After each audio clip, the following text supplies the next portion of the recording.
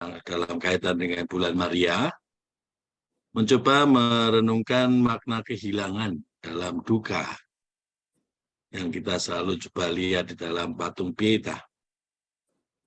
Kita dapat membayangkan seorang ibu yang kehilangan anaknya, dan kehilangannya itu ia ikuti terus dari waktu ke waktu. Jadi di sini kalau kita bayangkan sebagai seorang ibu dan seorang wanita, Bunda Maria itu mengalami banyak duka. Ia sadar bahwa panggilan Allah yang disampaikan oleh malaikat Gabriel kita sebut sebagai kabar gembira, karena Sang Penyelamat lahir, dan kita mengimani itu sebagai Allah yang menjelma menjadi manusia, dan itulah Tuhan Yesus Kristus yang kita imani. Dan kita ada di sini juga karena iman itu. Kabar gembira itu adalah tentang keselamatan, tetapi di balik kabar gembira itu ada banyak peristiwa duka sebagai manusia. Dan kalau kita merenungkan dari waktu ke waktu, Bunda Maria sejak dari kabar malaikat Gabriel sampai pada kesudahannya Tuhan Yesus dalam ketaatan dan kesetiaannya mati di kayu salib, ia melalui dari waktu ke waktu duka dan duka.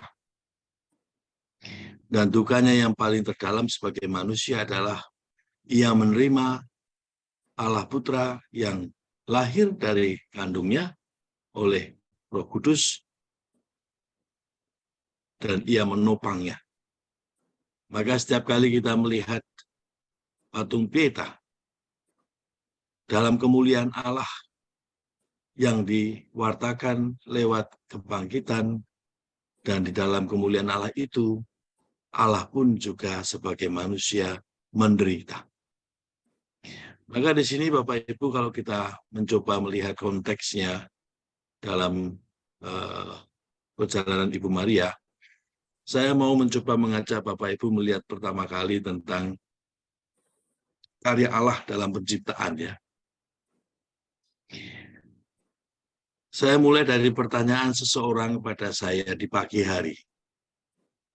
Saya sedang sarapan bersama dia, dan dia bertanya pada saya, "Romo, kalau binatang itu mati, entah itu apapun yang kita makan, ya,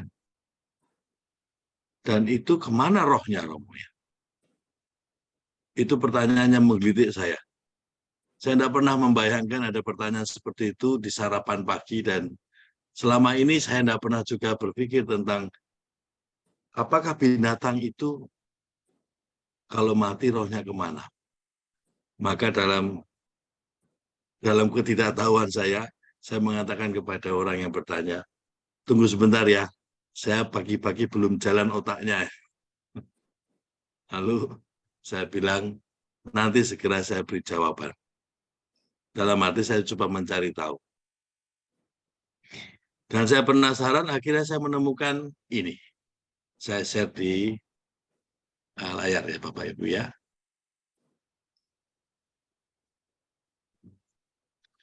Saya menemukan ini. Ya. Ini adalah Kejadian 2 ayat 7. Kita tahu di Kejadian bab 1 itu tentang penciptaannya, seluruh penciptaan sampai hari ke-7. Nah, kita jarang membaca bab 2.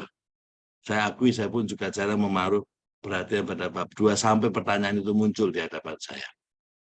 Di situ tertulis Tuhan Allah membentuk manusia dari debu tanah dan menghembuskan nafas hidup ke dalam hidungnya. Demikianlah manusia itu menjadi makhluk yang hidup. Di sini dalam bahasa Ibrani, nafas itu disebut nefes, ya. Dan nefes itu adalah nyawa, Bapak Ibu. Lalu kita tahu manusia itu diciptakan sebagai gambaran Allah. Maka di sini kita tahu dalam bab 1, ia sebagai citra Allah, berarti dia lebih daripada ciptaan lainnya. Maka kalau kita membayangkan binatang dan lainnya itu diciptakan oleh Allah secara bersamaan. Tapi manusia itu khusus. Dan manusia itu diciptakan tidak hanya raga dan nyawa, nefes atau nafas, tapi juga dengan roh. Dan inilah tanda bahwa manusia lebih daripada ciptaan lainnya. Semakin saya merenungkan, saya menemukan satu pertanyaan atau satu hal yang mungkin kalau manusia atau kita ditanya, anugerah apa yang paling besar dalam di hidup kita yang kita terima dari Tuhan? Saya ini sekarang mendampingi anak-anak mahasiswa sebagai pastor mahasiswa di Depok, di Margonda Raya. Dan sebagian besar anak UI dan 13 kampus lainnya. Dari Gunadarma, Pancasila, dan lainnya. Ini lagi sibuk-sibuknya mendampingi mereka weekend, retreat, katerisasi ya. Selalu saya tanya pada mereka, anugerah terbesar apa yang kamu terima dalam hidupmu? Dan semua selalu mengatakan kebanyakan adalah orang tua, kakak, adik, sahabat, dan semuanya ya. Tetapi kita tidak pernah mengatakan anugerah terbesar kita itu adalah kita diciptakan sebagai manusia oleh Allah. Dan kita diciptakan sebagai manusia oleh Allah itu tidak sama dengan ciptaan lainnya. Karena kita menerima yang namanya roh Allah. Dan roh Allah itu adalah Allah sendiri yang dalam setiap manusia hadir. Maka kalau kita itu mati, tentu dengan ciptaan lain fenomenanya sama. Maka kita sebut orang meninggal dan binatang mati, fenomenanya adalah tidak bernyawa. Artinya kita tidak bernafas. Dan nafas itu tanda bahwa orang itu hidup atau mati. Tetapi ciptaan lain itu mati selesai. Tidak berbekas. Karena apa? Memang diciptakan untuk membantu manusia mencapai tujuannya. Maka Allah sungguh luar biasa, Bapak Ibu. Allah itu hadir dalam setiap ciptaan. Maka kita disebut sebagai gambaran Allah. Dan kita punya martabat. Ya. Martabat kita adalah martabat kita sebagai citra Allah selalu mengarah kepada Allah. Itulah martabat manusia. Maka kalau kita bicara soal martabat manusia itu bukan hanya soal hak asasi manusia. Kalau hak asasi manusia itu masih berhenti pada hak hidup ya Bapak Ibu ya. Yang kerap menjadi komisi hak, komisi HAM dan lainnya itu kita kerap melihatnya lebih pada tentang hidup di dunia, yaitu hidup. Tetapi kita lebih daripada hanya mempunyai hak asasi. Kita lebih daripada hanya punya hak untuk hidup. Tapi kita itu adalah gambaran Allah, roh Allah. Menggambarkan dan mewartakan Allah, hidup kita. Maka kalau kita menyadari diri kita adalah anugerah terbesar dari Allah, kita pun juga menghargai manusia lain sebagai tanda kehadiran Allah. Roh Allah ada juga pada manusia lain. Maka dengan demikian kita dipanggil untuk menghormati martabat hidup manusia. Dan inilah juga salah satu ARDAS ya, tahun lalu, tahun 2022 itu kan menghormati martabat hidup manusia. Dan di situ adalah menghormati Allah. Yang di mana dalam setiap diri manusia, setiap manusia ambil bagian dalam keilahian Allah. Nah, di sini saya memasuk ke dalam tema hari ini. Kehilangan dalam arti duka Ibu Maria dalam kematian Yesus.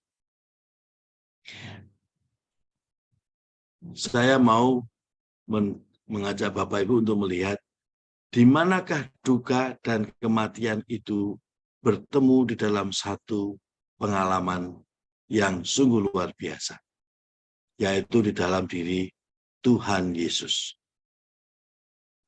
Saya mau memulai dengan poin ini ya Bapak Ibu ya.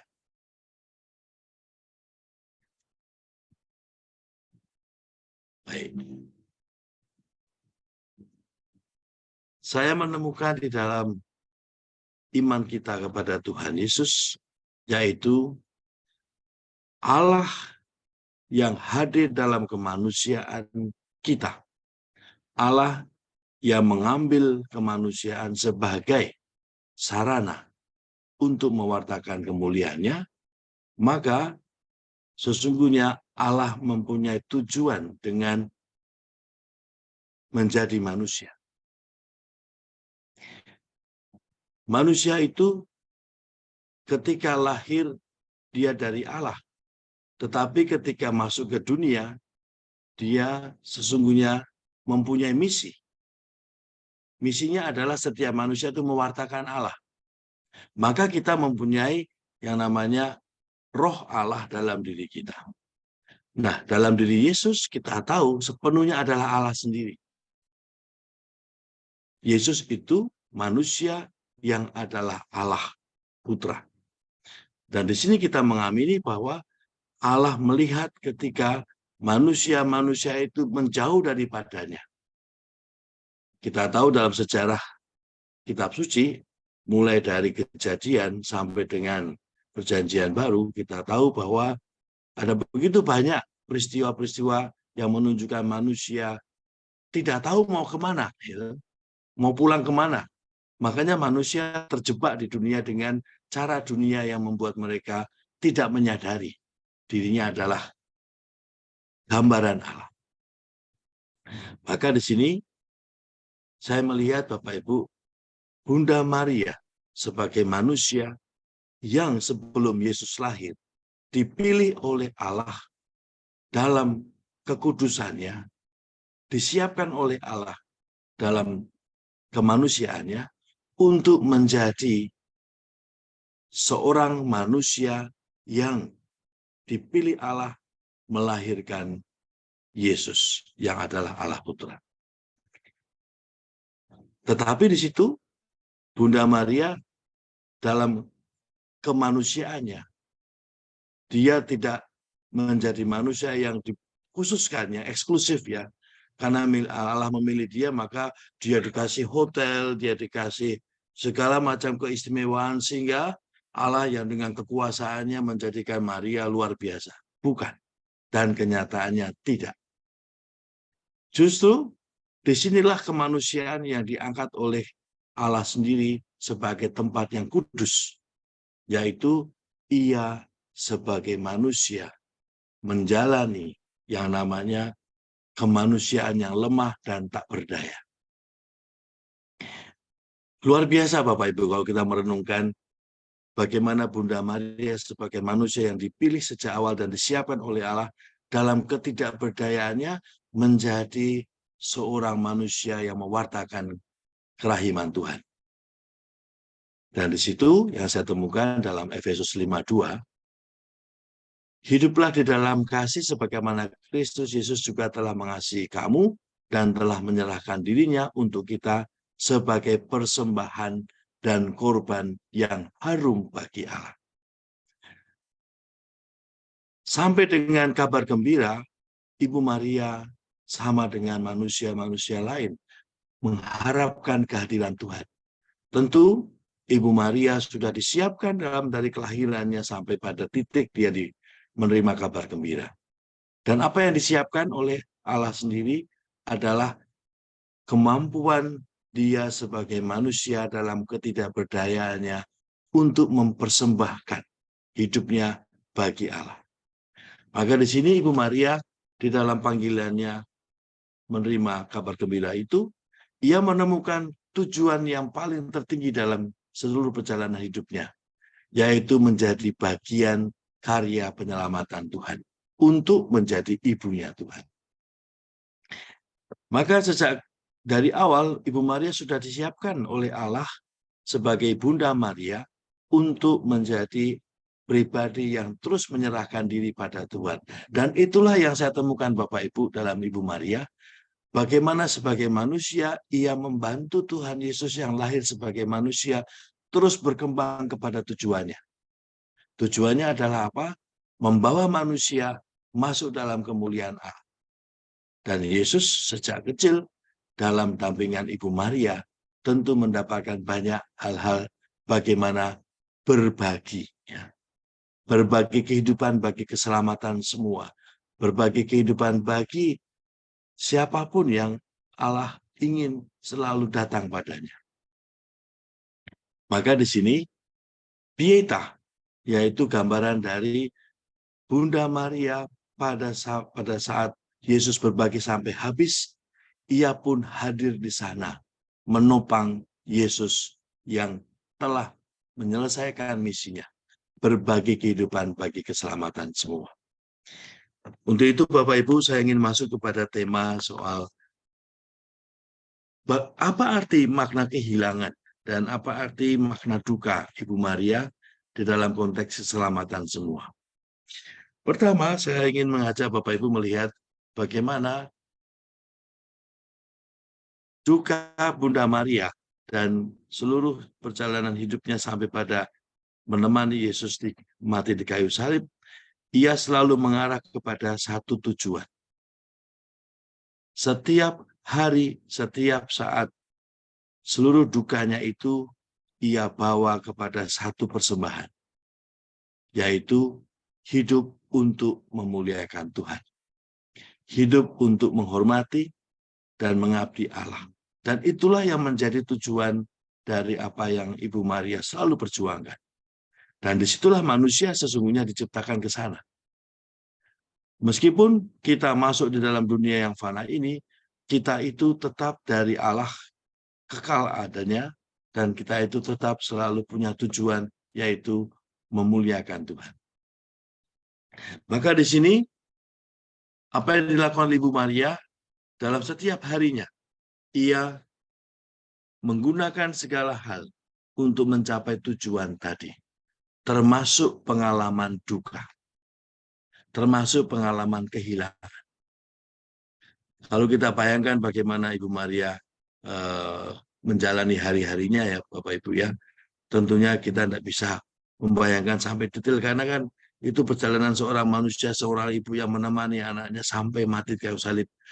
Luar biasa itu pengalaman yang mencekam, pengalaman yang menakutkan, pengalaman yang membuat dia gelisah dan semuanya. Tapi di sini Ibu Maria selalu membawa duka dan segala penderitaannya untuk memuliakan Tuhan. Maka di sini kekuatan dari duka Ibu Maria adalah keberanian seorang manusia untuk memutuskan tidak pernah meninggalkan Yesus. Selalu hadir untuk Yesus. Karena sarana mencapai tujuan itu tidak hanya tentang bagaimana kita itu hidup baik, tetapi bagaimana semua peristiwa kehidupan kita, baik itu yang sehat atau sakit, suka atau duka, jatuh atau bangun, selalu menjadi sarana untuk memuliakan Tuhan.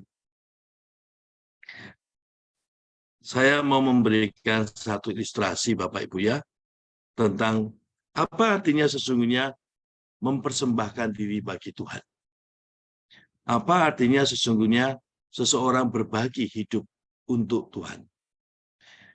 Satu hal yang paling besar yang kita terima dari Tuhan setelah kita diciptakan sebagai manusia adalah kebebasan. Dan kebebasan itu dalam bahasa batin ya, bahasa rohnya adalah kemerdekaan batin ya Bapak Ibu. Jadi di sini bebas itu bukan bahwa kita itu dipenjara lalu kita dibebaskan, bukan. Bebas itu bukan nanti bahwa kita diikat lalu nggak bisa buat, tidak. Bebas itu tentang bagaimana aku tetap mempunyai tujuan yang aku perjuangkan dan batinku merdeka untuk terus mengarah ke sana. Sekalipun aku diikat, sekalipun aku menderita, sekalipun aku mengalami kejatuhan yang luar biasa. Bahkan sama halnya, sekalipun aku dikasih segala macam kemudahan, sekalipun aku diberi semacam begitu banyak peristiwa yang menggembirakan, aku tetap mempunyai batin yang merdeka bahwa semuanya itu bukanlah tujuan. Semuanya itu adalah sarana. baik kekayaan maupun kemiskinan, baik sehat maupun sakit, baik jatuh atau bangun, semuanya itu adalah sarana untuk bebas memuliakan Tuhan. Maka di sini Bapak Ibu, sesungguhnya peristiwa-peristiwa manusia itu adalah bagi kita my hero ya Bapak Ibu ya. Kerap kita mengatakan my hero itu adalah pahlawan yang kita kenal, yang berharga pada kita, yang membebaskan kita dari segala kekurangan dan semuanya. Padahal kita punya banyak my hero. Seluruh peristiwa hidup kita adalah my hero. Kalau itu membawa kita selalu kepada Tuhan. Karena my hero adalah pahlawan yang membantu aku untuk selalu melihat Tuhan. Bukan melihat manusia. Bukan karena kepentingan manusia, kita memilih dia lebih daripada yang lain sebagai my hero. Semua sama di hadapan Allah ketika aku tetap bebas untuk selalu mengarah kepada Tuhan. Nah, dengan ini Bapak Ibu, saya mau masuk kepada satu video. Mari kita lihat bagaimana makna duka dan kehilangan Ibu Maria ia alami dalam kebebasan batin selalu mengarah kepada Yesus. Dan kebebasan batin itu yang membuat dia setia dan hadir di samping Yesus dari awal sampai akhir. Ini ada video kecil tentang seorang penyanyi, Bapak Ibu ya, namanya Jane. Ya. Jane itu seorang penyanyi yang mengalami banyak sakit, dan sebelum saya menjelaskan, kita nonton dulu videonya, singkat ya. Dan 2% adalah hidup yang tak tergantikan. Dan dia berharap kita semua tahu betapa amazing itu, ya, menakjubkan 2% itu. Bapak Ibu, saya ingin mengajak dengan apa yang dialami oleh Jane ini ya, dalam tema makna kehilangan dalam kematian, makna duka Ibu Maria dalam kematian Yesus. Kalau kita melihat Yesus dalam Getsemani, dia berdoa di sana dan dia tahu bahwa ia akan mati di jalan salib. Dan tentunya Ibu Maria pun juga tahu bagaimana Yesus akan menjalani hari-harinya. Dan itu masih ketika Yesus hidup ya. Dan saya melihat di sini Jane, seorang yang hidup dengan 3 kanker dan divonis dalam mati itu secara medis tinggal 2%. Dan dia tahu akan mati. Tetapi dia tahu bahwa kematian itu adalah bukan miliknya, tetapi yang ia lakukan adalah hidup itu adalah selalu berarti dan selalu memberikan dia suatu arti yang dalam. Jane meninggal Februari tahun lalu.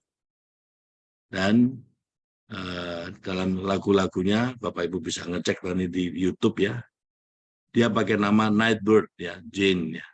Dan di situ ada banyak lagu-lagunya yang berkisahkan tentang Kristus ya.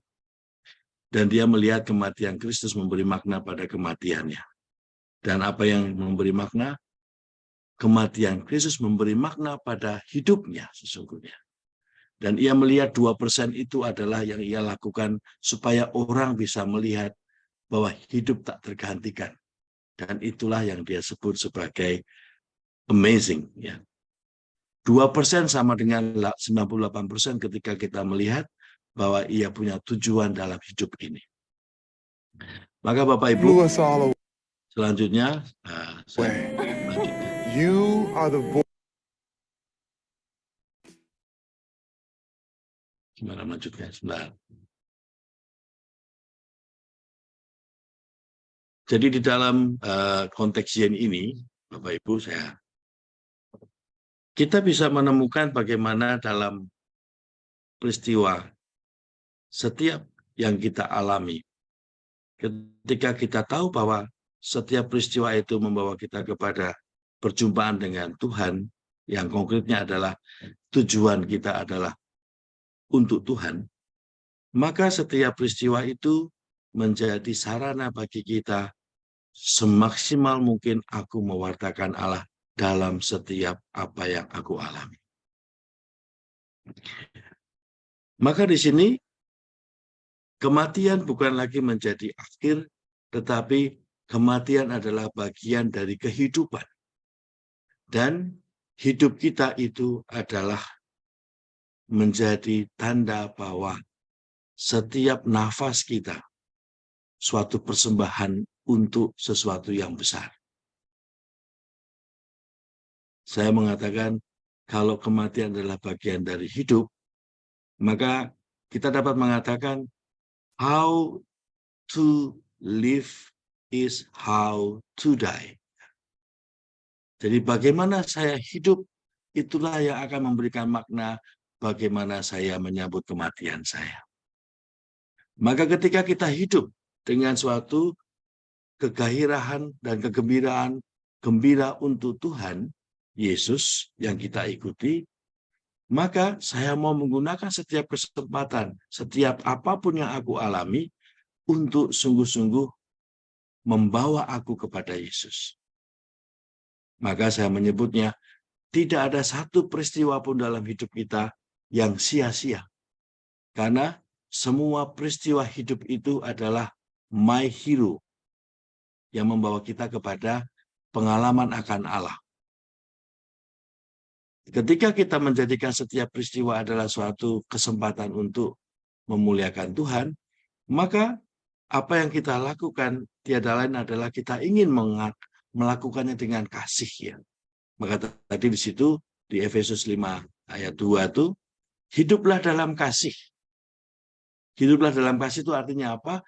Bahwa setiap kehidupan yang kita lakukan is not about kematian, tapi tentang kasih. Kalau kita selalu melihat setiap hari adalah ketakutan akan kematian, maka kita akan masuk ke dalam yang namanya cemas, takut, gelisah, dan semuanya. Tetapi kalau setiap hari kita menjalani sebagai suatu kesempatan mencintai, sebagai kesempatan untuk mengasihi, maka kita akan punya banyak kenangan. Banyak kenangan tentang bagaimana 2% itu is not 0%, ya. Dan semua kenangan tentang kehidupan adalah amazing. Dan itulah yang kita lihat dari Jane. Maka saya bisa mengatakan Bapak Ibu, demikian. Death creates wound, but love brings memories. Kematian itu membawa luka. Kalau kita melihat setiap hari kita hanya tentang kematian, maka akan selalu terjadi yang namanya ketakutan dan kekhawatiran. Tetapi kalau kita setiap hari mencintai, mengasihi, love, itu membawa kenangan, membawa memori. Dan itulah Bapak Ibu yang saya ingin ajak untuk merenungkan makna duka dan kehilangan dalam kematian Yesus. Ibu Maria dalam hari-harinya mencecap-cecap pengalaman kasih yang Yesus berikan kepada dirinya. Bahkan sekalipun itu pengalaman kasih dalam kematiannya, yang adalah bagian dari hidup Yesus untuk menyelesaikan tugasnya untuk menyelamatkan semua. Maka pengalaman kasih yang Yesus berikan kepada Bunda Maria itu menjadi total ketika Bunda Maria menopang jenazah Yesus dalam tangannya, dan dia menemukan di situ kekuatan kasih yang sungguh menjadi sumber kegembiraan. Saya setiap Jumat di sini juga ada teman-teman dari kelompok KKIT, ya Bapak Ibu, ya, menemani kelompok KKIT, dan saya pernah sharing ini dalam kelompok KKIT bagaimana Ibu Teresa itu memberi inspirasi pada banyak orang, ya. Ini yang selalu saya kagum dengan kekuatan Ibu Teresa, karena ia selalu mengajak semua untuk menyelami spiritualitas aetos, ya, aku haus, ya. Tuhan terus menderita, karena ketika manusia menjauh dari Tuhan, itulah yang menambah penderitaan Tuhan. Nah, di sini ada seorang yang namanya Jacqueline Decker. Dia seorang perawat dan bekerja sosial dan menderita sakit kronis, ya. Pada waktu dia mendengar ada namanya kerabat kerja Ibu Teresa, Dia ingin ambil bagian. Tetapi ia mengatakan kepada Ibu Teresa, bagaimana aku dapat ambil bagian karena aku punya penyakit. Ibu Teresa mengatakan, doakanlah aku dengan kamu terus menerima penyakitmu itu sebagai kekuatan untuk mendukung karya-karya kami. Maka akhirnya mereka dibangunlah suatu komunitas yang namanya Kerabat Kerja Ibu Teresa yang sakit dan menderita. Mereka mempersembahkan penderitaannya, sakitnya, untuk mendukung Ibu Teresa dan para suster dan semua orang yang terlibat dalam karya kasih ini. Dan selalu Ibu Teresa juga mengatakan kepada Jacqueline, bagaimana setiap kali ia mempersembahkan sakitnya, memberi kekuatan pada Ibu Teresa untuk mengambil dan menyapa orang-orang yang tersingkir dan orang-orang yang tertindas. Ia rangkul, ia peluk, dan itu kekuatan doa, kekuatan ilahi dari semua yang menderita, yang ambil bagian untuk mendukung karya-karya Ibu Teresa. Jadi di sini apa yang mereka lakukan adalah mempersembahkan penderitaan dan sakitnya untuk mengurangi derita Yesus. Dengan cara itulah Ibu Teresa dan kawan-kawannya juga mendapat kekuatan ilahi dari kekuatan ilahi mereka. Mari kita lihat sejenak bagaimana itu terjadi.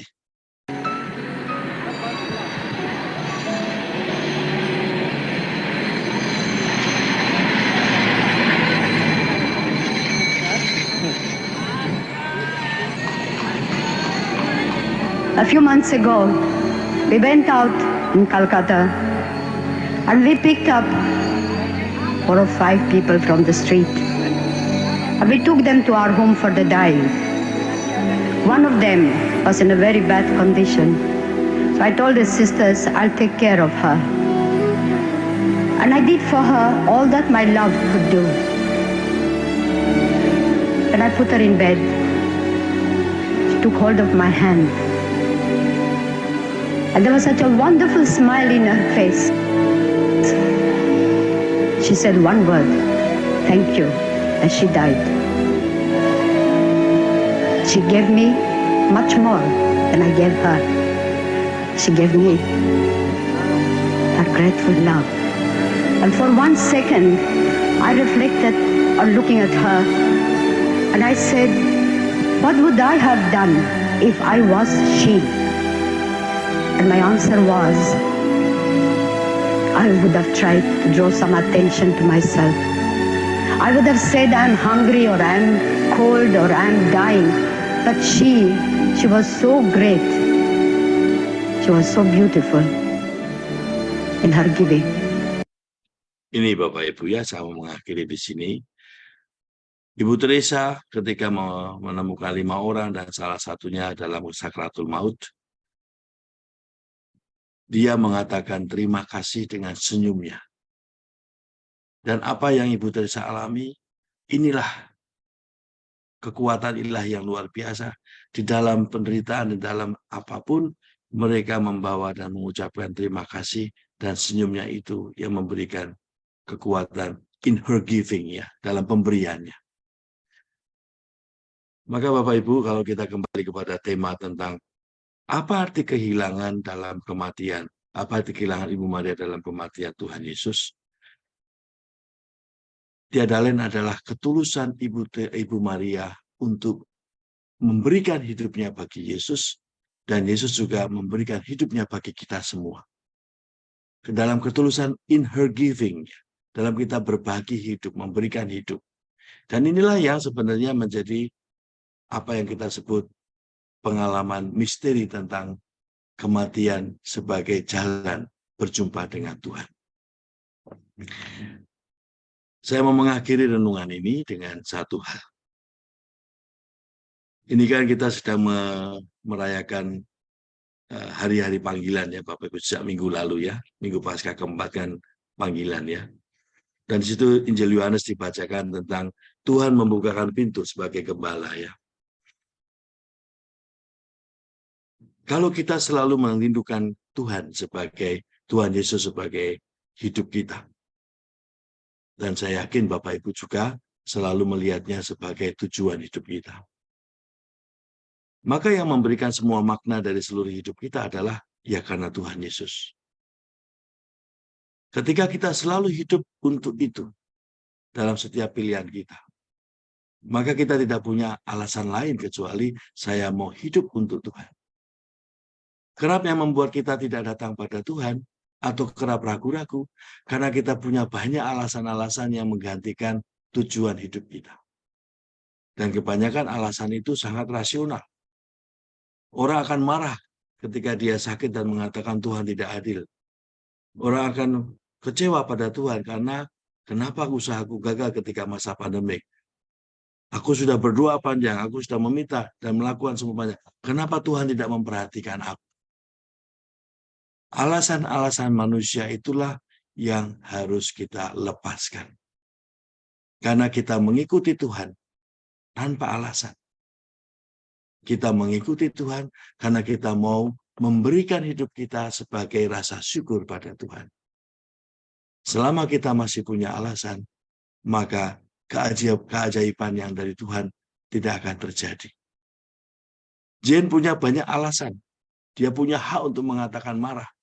Dia punya hak untuk mengatakan, kenapa aku divonis tinggal 2%. Tetapi Jane melepaskan semua alasan itu, let go. Let go dengan segala alasan manusiawi, sehingga ketika dia melepaskan alasan manusiawi, keajaiban Tuhan terjadi. Let God. Itulah kerahiman Tuhan. Maka kalau saya boleh mengakhiri dengan satu kata, duka cita Ibu Maria adalah suatu pengalaman manusia, tetapi ia masuk dalam misteri duka cita itu untuk melepaskan segala duka deritanya dan memberikannya kepada Tuhan. Ibu Maria mengajarkan kepada kita, bawalah semua derita itu kepada Yesus. Tapi janganlah jadikan derita itu untuk tidak datang pada Yesus. Manusia kerap terjadi, derita menjadi alasan untuk tidak datang pada Tuhan. Kita tahu di banyak tempat gereja menjadi kosong. Di banyak tempat gereja diubah menjadi tempat-tempat yang tidak lagi menghadirkan kehadiran Tuhan. Saya pernah beberapa kali ke Amsterdam dan melihat gereja kosong dan dibeli oleh negara untuk kepentingan lainnya. Di Amerika juga. Kenapa? Karena manusia mempunyai alasan untuk tidak datang pada gereja karena kecewa pada Tuhan. Ibu Maria mengajarkan kepada kita, bawalah kekecewaan itu pada Yesus. Datanglah terus pada Yesus. Dan itulah yang Ibu Teresa dari Kalkuta lakukan.